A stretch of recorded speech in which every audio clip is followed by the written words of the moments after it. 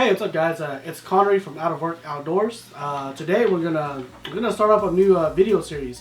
It's gonna basically consist of what you guys have been asking us, and we'll put it in a category, and then we'll try our best to kind of answer that. Okay, so like for example, today we're doing big stripers. We get a lot of videos on big stripers, and we get a lot of questions on just ideal conditions. And then we get a lot of questions on locations, and then we get a lot of questions on gear. So for this video series, that's what we're going to be trying to do. You guys give us a lot of questions about anything and everything, and we'll kind of put in a category, and we'll give you some opinions on it. Okay, so that's what we're doing today.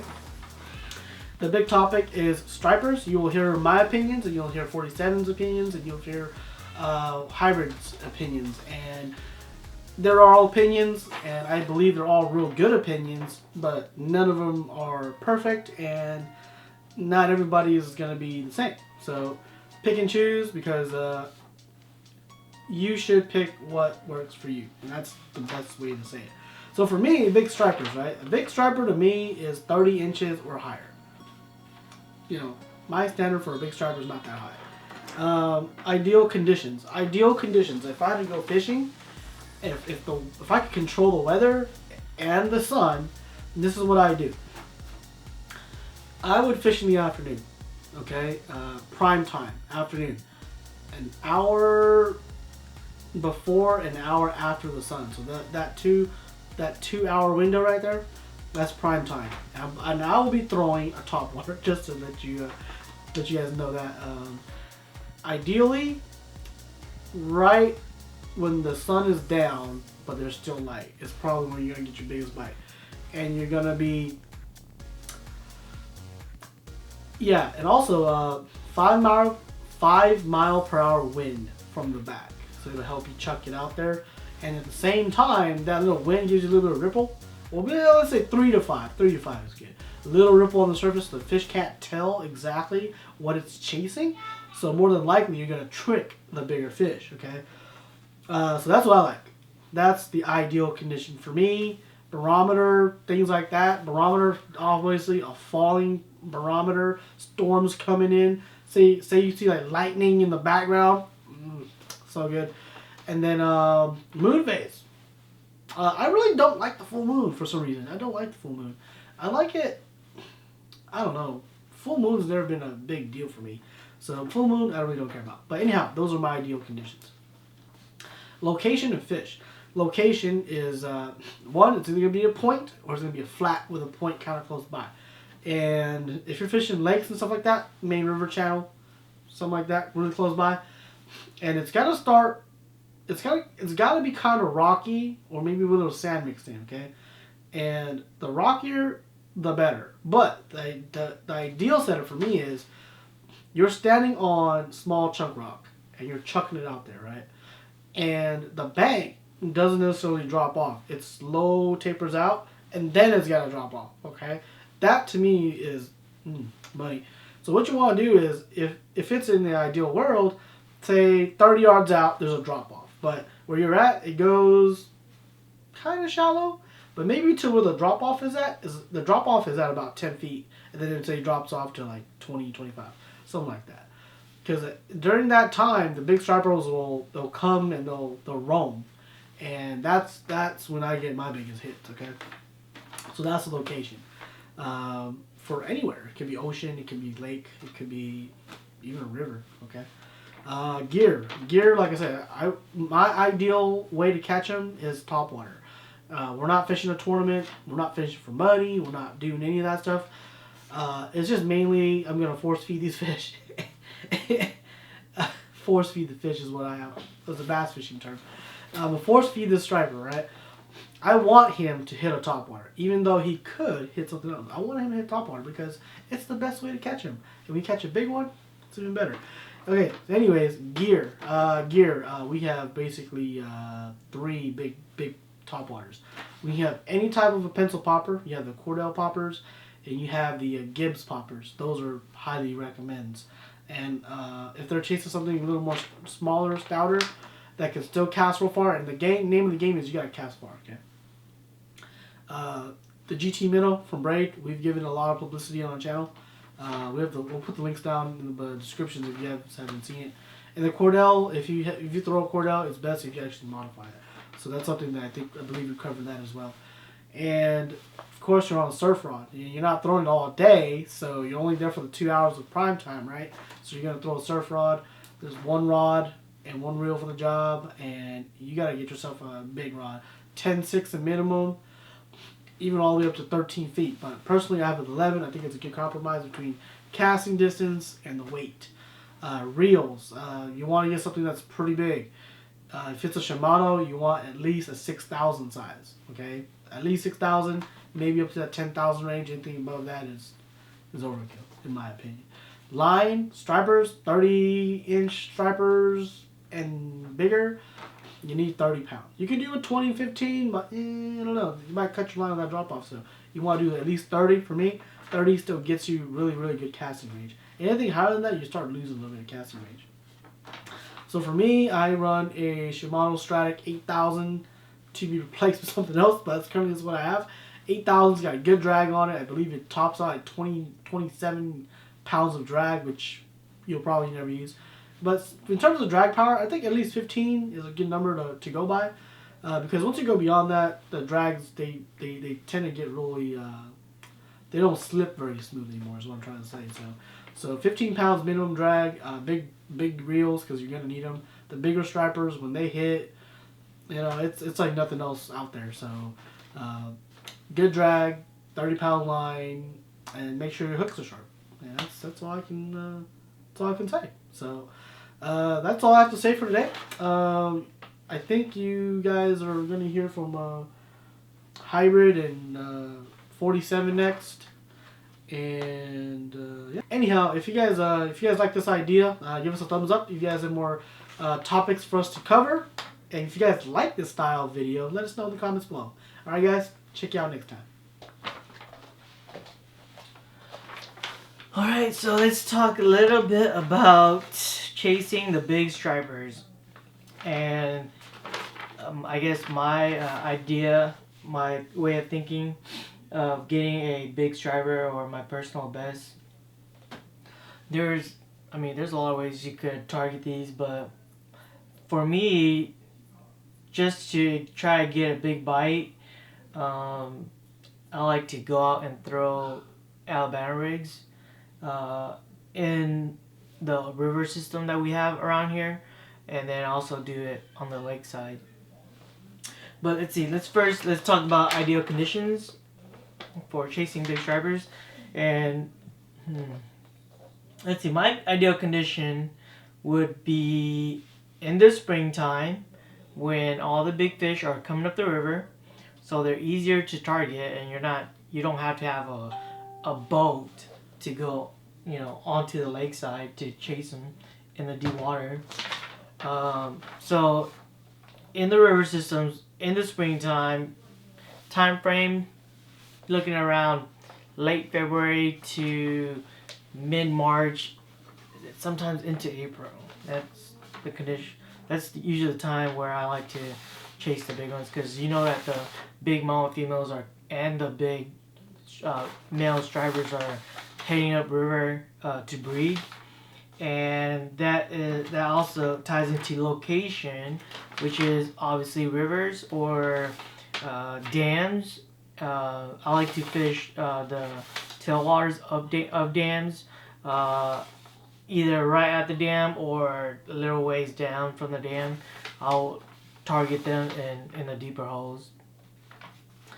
Let's see, gear. What I like to use, I already mentioned I like using Alabama rigs. So my reel and rod setup that would be ideal for this, or what I actually use, is a St.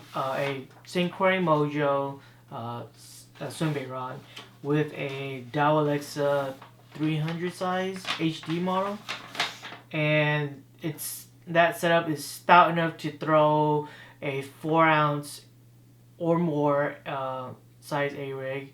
Plus, it's got enough backbone to pull in the bigger stripers. So yeah, So ideal condition, I'm gonna repeat this. Springtime in the morning, morning shift, throwing A-rigs, and location would be rivers, at the dams, at the tailwaters, chasing the big ones. And this is very effective if you are a shore angler. If you don't have a boat to go onto the lakeside to, target them, hit up the river. There's a lot of big stripers in there, and if the river's not too big, they're easy to locate. And if you just throw either a bucktail or an A-rig, you're bound to catch decent sized to big ones. So that's my tip for you guys. Hi guys, this is Hybrid Killer, and today's topic is big stripers. Right, big stripers. If you think about big stripers, you want to throw big lures because they'll eat fish that are like 10 inches long, pretty much. Not like a big largemouth, but big stripers. Let's see. Let me give you some ideas. So the bigger the fish, the more ambush they do, right? The smarter they are. So they live closest to deep water while they'll feed on shallow flats or bluff walls, or they have to ambush something. So they have to use something to ambush. So ideal conditions for big stripers will be, if you ambush things, will be at night. So big fish usually are caught at night. And they're smart, so sometimes they don't even feed during the day because they're too slow. Because the bigger you are, the slower you are, pretty much. So they'll feed at night. And usually my big catches will be like as soon as the sun is already down or right before the sun comes up. Like right when it's getting pitch black, around that time. Like, during summertime, you could say like right around 9:30, 10 o'clock. If it's like early spring, it will be like right around, give or take, like 7:30 to 10. And you gotta look at moon phases. If it's during the spawn, are they running up the rivers, or are they like congregating somewhere? Or what kind of bait is present in the area? Match the hatch, and all that good stuff. So, alright, ideal condition for me is you don't want a bright full moon. You want like 3 days for the full moon. And I usually catch my biggest fish around like February and March, or here in central Oklahoma. But if it's like up north in like Massachusetts, it will probably be the time they go up the rivers. So you're probably looking right around like May, I think. Usually late April, May. So that's moon phases. The full moons, around the full moons, are the best. Fish at night. On location, you guys want to find like long tapering points where the creek channel swings by. So if you think about like a lake setting up, right? If the creek channel swing by the shoreline, it will create deeper drop-offs by the shoreline, which attracts bigger fish. And wherever the creek channel swings, swings by the shoreline, it always makes a flat where it turns out back into the lake. So those areas are high percentage area where you will catch big fish. And I mean, working that shelf or that drop off right there next to that flat is where the big fish will feed towards the night. And those are the location to look for. Early morning, you could catch them on big top water. At night, I like to throw like a jerkbait or like a big bomber, a 16A. The Azuri crystal minnows are good, and even the darters, like this guy. Some of the darters are pretty good. Kind of old and worn. I mean, big top water, as in like big top water. Like if you're chasing gizzard shad or like blueback herring, you want things to like represent their bait, like big stuff, and that 30-pounder, 40-pound striper ain't afraid of these lures at all. So those are the ideal location. Gear, you have to have gear that are set up to throw these lures, like surf rods, big spinning reels. You can use casting reels, but you know, surfing, everything about surf rods pretty much. Big line with leader, because striper has like the gill plate, they're like razor sharp, so as soon as they touch your braided line, they'll cut right through it, like just clean through it. So you have to use like 50-pound to like 80-pound mono leader, like a 5-foot to like a 10-foot leader, and you know, that will help you land bigger fish. I mean, that's just freshwater. Even saltwater guys run like 65-80-pound braid to like maybe 100-pound shot leader, you know, just to land the big fish. So you can't like have, if you want to catch big fish, you gotta have that mentality of big baits, big fish, less bites. Maybe you gotta go out like a couple times and not even catch it, like one bass at all, or one big striper at all. But yeah, stick to it. Maybe the condition is not right, you know, for that big fish to feed, because big fish feed only in certain periods of the day, maybe like 15-minute windows during the day. So you gotta figure out that that bite, and then you gotta emphasize on that bite, and every bite counts. So you gotta just put it to work, you know, take advantage of it when you can. Alright guys, hopefully that helps you guys. We'll have more of these videos coming out, and you know, the best from us three, like what we think, what we use. My well, my personal setup is a 13-3 Daiwa Soltega ballistic surf rod. Kind of heavy, kind of long, but maybe like a 12-foot rod or 10-foot rod that throws up to like a 4 ounce is good. Maybe a 6 ounce, depending, like rated from 1 to 4, 2 to 6, around there. Gears, like a spinning reel, pretty, not super high end, like a Shimano CI4, around there. But the better pretty much the better your gear is, the less failure you have. So I'm running a Daiwa Baziera. It's a tournament fishing reel, but that's what I'm running with.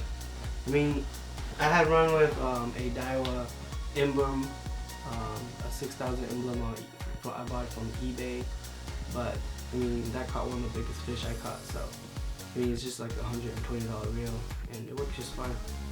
So hope that helped you guys. Peace out.